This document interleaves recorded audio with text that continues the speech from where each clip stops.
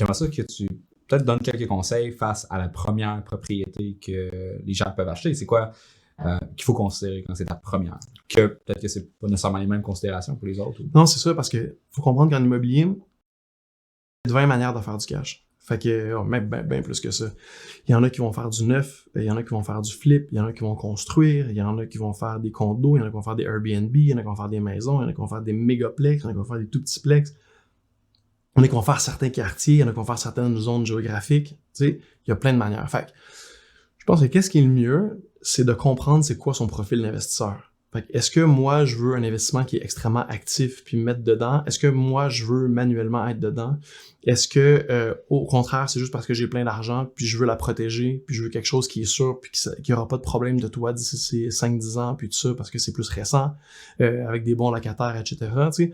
Fait que je pense que de déterminer son profil d'investisseur, c'est ce qui est le plus important. Puis pour faire ça, ben, tu sais, il y a pas 36 manières, là. C'est d'être avec des gens qui sont plus compétents que soi pour qu'ils vous aident à le faire. Fait que moi, qu'est-ce qui m'a beaucoup aidé, c'est par exemple les groupes Facebook. Il y en a énormément qui sont gratuits. C'est une mine d'or d'informations. Par exemple, les mordus d'immobilier, que je pense comme ça, que moi, c'est celui que j'ai le plus utilisé, mais il y en a d'autres aussi. Sinon, il y a des formations, il y a des livres. Moi, j'ai adoré 2 livres, là, L'indépendance financière grâce à l'immobilier de Jacques Lépine, Les flips d'Yvan Cournoyer. Il y en a plein en anglais que j'ai lu aussi. Juste de mindset, de développement personnel. Je pense que ça, c'est comme la première étape. Après ça, j'ai fait des formations avec MREX, Nicolas Ray, j'ai fait des formations avec Yvan Cournoyer, avec le CIQ, pour se familiariser. Puis à un moment donné, il faut passer à l'action. C'est là où est-ce que 99% des gens, ils ont fait une partie, mais il faut passer à l'action. Même si on se pète la gueule, même si on fait pas le meilleur move au monde, c'est là que tu apprends. Qu'est-ce que tu penses qui empêche les gens de passer à l'action? Ah, ils analysent bien trop. Ils analysent trop, puis ça les paralyse, là. C'est comme analysis paralysis, là. Ils vont tout regarder de toutes les bords, puis là, finalement, c'est trop risqué. Oh non, je vais en trouver un meilleur, tout ça. Il faut penser que le coût d'opportunité aussi. T'as un plex, là, puis ça, c'est un des meilleurs conseils que mon mentor m'a donné.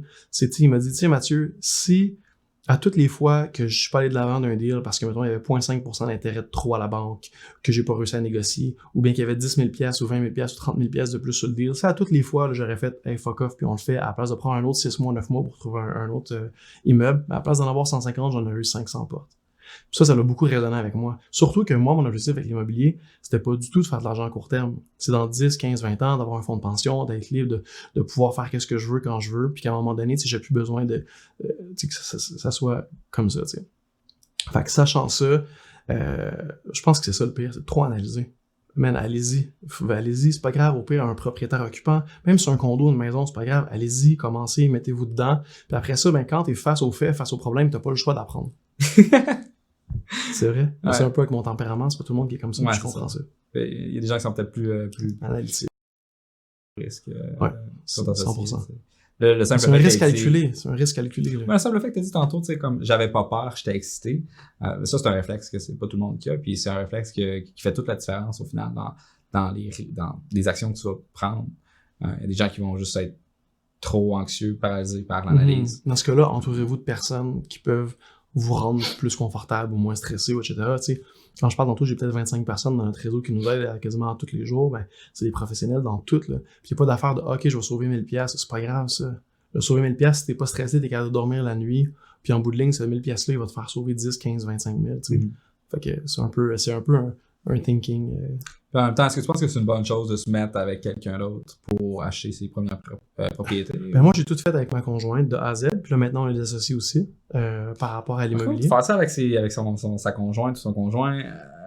Ouais, c'est sûr. C'est ça, je sais pas qu'il faut que tu sois sûr de ton coup, là, parce que... C'est vrai, mais tu sais, nous, ça fait 8 ans qu'on est ensemble. Je veux dire, tu sais, on a une petite fille, on s'essaye pour un autre enfant. C'est sûr que c'est pas évident, puis c'est une des choses, mettons, à part ma fille, là, qui a fait le plus de friction dans notre couple. Fait que c'est sûr que c'est pas évident, mais en même temps, ça nous rapproche, puis ça nous fait des objectifs communs aussi, tu sais. Fait que, tu sais, elle a un rôle extrêmement important dans l'immobilier, qui est un peu plus... Tu sais, qu'est-ce qui est, mettons, gestion, admin, être sûr que les locataires payent, que les banques, les assurances, tout soit correct, puis quand il y a des problèmes, on m'en parle, puis après ça, moi, je peux y aller, puis etc. Tu sais, c'est super important qu'est-ce qu'elle fait, puis je trouve ça le fun qu'elle soit impliquée. J'aurais trouvé ça plate de tout faire ça de mon côté, puis tu sais, je me dis B2B, là, mettons, qu'elle ait pas de part là-dedans, whatever, c'est correct, parce qu'elle a la police, tu sais. Mais de faire un projet comme ça, moi, je trouve ça le fun qu'on le fasse ensemble. Puis mettons, le worst case, à un moment donné, on se sépare, je vais être content qu'on en aille, puis je pense qu'on va être capable de bien s'entendre par rapport à ça, parce qu'on est des business partners aussi, tu sais. Mais le temps va le dire, puis je peux comprendre que c'est pas tout le monde qui veut faire ça comme ça. Ouais, c'est une belle philosophie. Ouais, En même temps, c'est aussi une question de tempérament. T'sais. Ouais. C'est tout le monde qui est Puis raisonnable. de feeling, puis de, tu sais, peut-être qu'avec quelqu'un d'autre, j'aurais pas voulu faire ça, mais... Ouais. Je pense qu'il faut que tu le sentes aussi avant de te lancer en... Parce que c'est un... c'est propre à soi, c'est tellement tough de juger ça, là. C'est un projet, c'est une entreprise, quasiment. Là, c'est une entreprise, je te promets que c'est une entreprise. J'ai en plus d'employés là-dedans que dans B2B. Mais c'est pas des employés, c'est pas des employés, parce que c'est des sous-traitants pis tout ça, mais tu sais, t'as 8 personnes de Renault à temps plein, pis... c'est quand même fou, hein, quand tu y penses. Ouais, c'est vraiment vrai. Fait que toi, t'as acheté ta première bâtisse. Ouais. Ça s'est bien passé. T'as-tu des histoires, des anecdotes croustillantes à partager sur tes locataires? Non, mais un que je pourrais peut-être partager, c'est, tu sais, des fois, c'est d'être un peu créatif, opportuniste dans la manière qu'on fait les choses. Fait que, tu sais, mettons, bon, là, moi, j'avais mes 2 madames qui s'en allaient. C'est la mère puis la fille qui avaient 2 logements, tu sais. Fait que c'est super. Puis là, après ça, je suis allé voir mes autres locataires pour voir justement c'était quoi leur plan, c'était quoi qu'ils prévoyaient faire dans les prochains mois, prochaines années, pour voir s'il y en avait d'autres qui voulaient ça, tu sais. Puis j'ai ma locataire Kenji qui est maintenant toujours chez nous, puis je m'en vais la voir, elle en a 3 et demi, puis là je vois qu'elle attend un enfant, puis que son conjoint qui vient la rejoindre, puis tout ça. Puis là, elle me dit, Mathieu, moi je vais devoir partir, je suis désolé, j'aime beaucoup le coin, tout ça, mais j'aimerais ça avoir un appartement qui est plus grand, j'aimerais ça avoir un appartement qui est rénové, puis j'aimerais ça être un premier étage avec une cour. Puis ça, c'est exactement ce que je venais de rénover en dessous d'elle, dans ce bloc-là, tu sais. Fait que je dis, Kenji, viens voir, tu sais. Puis là, ben, à la place de devoir faire des démarches pour chercher un locataire, tout ça, ben, j'ai elle qui est allée là, qui a payé comme 300 pièces de plus par mois. Moi, j'étais content, c'était parfait dans mon plan. Puis ensuite de ça, moi, j'ai pu rénover son appartement puis le louer aussi, tu sais. Fait que là, on a pu en faire 3 au lieu de 2. Tu sais, c'est juste d'être un peu opportuniste, de réfléchir à comment est-ce que tu peux faire quelque chose qui est win-win pour tout le monde. Puis, tu sais, puis avec les locataires, on peut peut-être en reparler tantôt. Mais c'est ça. Fait que c'est peut-être juste ça l'anecdote que je pense qui était fou. L'autre anecdote que je pourrais raconter par rapport à ce bloc-là, c'est ma banquière qui avait pas beaucoup confiance en nous parce qu'on commençait, c'était notre premier, tu sais, des jardins personnels. Nathalie, je vais toujours m'en rappeler. Puis là, moi qui vais la voir, je pense 3 mois après, puis là, je vois comment est-ce que ça s'en va, puis comment est-ce qu'on va monter les revenus. Puis là, je suis quand même pas prêt pour calculer. Puis je dis là, Nathalie, on va refinancer, là, on est prêt. Tu te dis, mais là, monsieur Plante, c'est impossible, là, ça prend au minimum 2 ans avant de pouvoir refinancer. Je suis là, Nathalie, je pense pas que tu comprends le plan, là. On s'en va comme ça, puis il faut qu'on refinance là, puis les revenus vont le justifier, puis tout ça. Elle dit, c'est pas vraiment possible. Je dis là, Nathalie, c'est quoi le minimum pour qu'on puisse refinancer, tu sais? Puis là, elle dit, le minimum, seulement, ça serait 6 mois. Je dis, parfait, on se revoit dans 6 mois. Mais elle dit, dans 6 mois, là, c'est toi qui payes l'évaluation, puis seulement si ça a gagné plus que 100 000, là, on va la payer. Dans ma tête, c'est parfait, je pensais même que c'est moi qui allais la payer. Fait que, bon, pas de problème. Finalement, je pense que c'est 6 ou 8 mois après, on est passé de 600 à 780, 30 000 de réno. Elle a payé l'évaluation. Puis là, c'est comme ça qu'on est parti. Puis en plus, on avait mis 25% de mise de fonds. Puis ensuite de ça, on était capable de le passer à 20% avec le refinancement. Fait qu'on a récupéré 5% en plus. Puis j'avais comme un 200 000 pour continuer à faire l'immobilier. Cool. Ouais, ça, c'est fou. C'est comme fou, ça. Hein? Mm.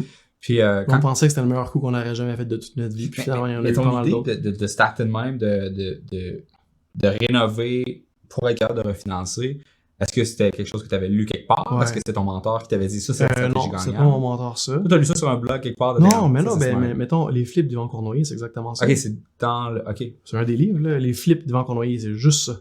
Ok. De juste ça, puis si c'est pas des flips, t'es cave, puis si t'achètes pas un building qui est en dessous de la valeur, ou à sa juste valeur, mais le profit se fait à l'achat, faut que tu l'achètes avant, etc. Tu n'achètes pas d'immeubles sur MLS, tu l'achètes hors marché avec des propriétaires que tu connais ou avec des courtiers qui ont des pocket listings qu'on appelle. Fait que, c'est tout ça, c'est tout venu en m'éduquant avant, un peu malgré moi, de toutes sortes de manières, que moi c'était clair. Là. Quand j'ai eu mon premier plex, là, j'allais pas mettre les cadres, j'allais pas changer les toilettes, j'allais pas faire les tanks en chaude, fallait que ça marche avec d'autres mondes qui le faisaient, parce que moi c'était comme un side project. Puis c'est ça. Oh, puis quand tu es en train d'évaluer les différentes propriétés, je suppose que toi, ta première, c'est vraiment ton courtier qui t'a dit « OK, elle est parfaite », mais c'est quoi les métriques qui sont les plus importantes, tu dirais, à considérer lorsque tu es en train de regarder les différentes propriétés? C'est une des choses que je préfère faire. Fait que dans le fond, un, c'est de regarder le quartier et les comparatifs. Fait que ça va vraiment... surtout la grandeur des logements. Puis aussi avec le nombre de logements qu'il y a, le quartier, etc. Sinon, mon outil préféré pour ça, ou à peu près, à part de regarder les comparables qui se sont vendus, des choses comme ça, c'est, je sais pas si Danny nous regarde, mais c'est Ziplex, c'est magique son site. Fait que Ziplex, qu'est-ce que c'est? C'est que par code postal, tu vas pouvoir avoir par grandeur d'unité, c'est quoi un condo. Je pense qu'il s'est tranché. Ou quand c'est un appartement. C'est bien possible. Fait que c'est Danny DiVincenzo. C'est magique son affaire. Fait que c'est Ziplex.com? Ouais. On va le mettre dans les notes ou .ca, je pense, ou .net, en tout cas, peu importe. Mais Ziplex, là, pour moi, c'est vraiment génial. Puis ça te permet après de savoir, OK, bon, ben là, je sais que les loyers là, sont 30-40% au-dessus de la moyenne. Puis moi, je sais qu'une fois qu'ils sont rénovés, je suis capable de les mettre 20% en haut de la moyenne. Fait que quand je vois ça... pour les mettre 20% au-dessus de la moyenne? Une question en folie, là. OK.